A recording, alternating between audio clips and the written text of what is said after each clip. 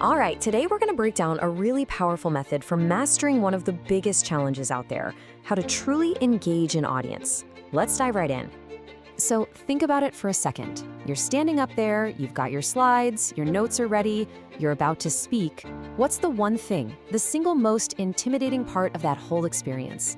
For so many of us, it's this. Right here, that moment you look out at a sea of faces and every single one of them is looking right back at you. Man, you can feel like you're on an island, and that pressure, it's intense. But what if we could completely reframe that moment? What if facing the audience wasn't about surviving some kind of threat, but about grabbing a huge opportunity? Well, that's exactly what this method is all about. This right here, this is the core philosophy. The goal isn't to just broadcast your message to a room full of passive listeners.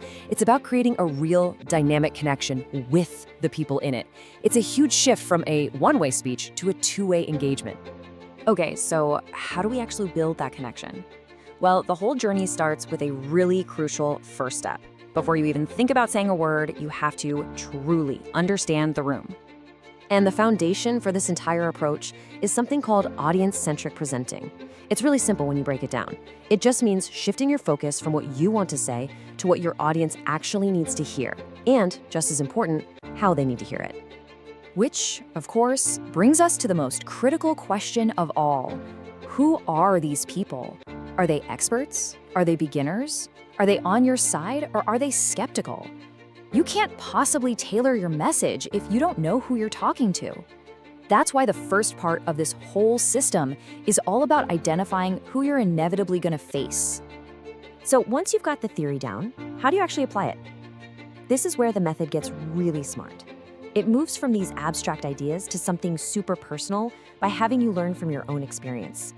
Now, I love this metaphor because it's so true. Having the theory is like having a map. It's absolutely essential, right? It shows you the terrain, but it is not the same thing as actually taking the journey. And your past presentations, the good ones, the bad ones, all of them, that's your journey. And to learn from that journey, this method uses a structured 3-step reflection process.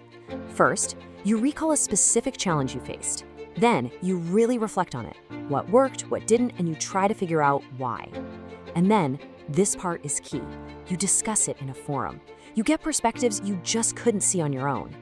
And this quote, which comes directly from the source material, really nails that collaborative element.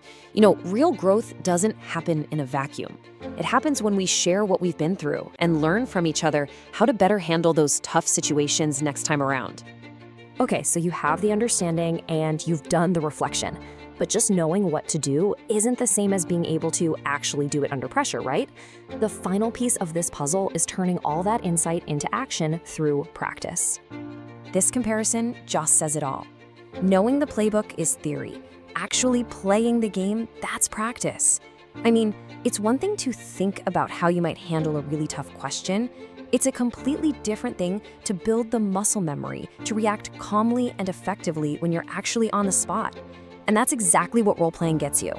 This right here, this is the crucible. It's in the practice, in the role-playing, where all that anxiety starts to transform into genuine confidence. You're not just hoping you can handle a challenge anymore, you're proving to yourself that you actually can. This is where real skill is forged. So when you put these 3 pieces together, the understanding, the reflection, and the practice, something really powerful starts to happen. You go through a transformation. You stop being someone who just presents information, and you become someone who truly engages and leads an audience. So let's just recap the entire system. It's a clear, repeatable 3-step path. Number 1, you understand your audience. Number 2, you reflect on your past experiences.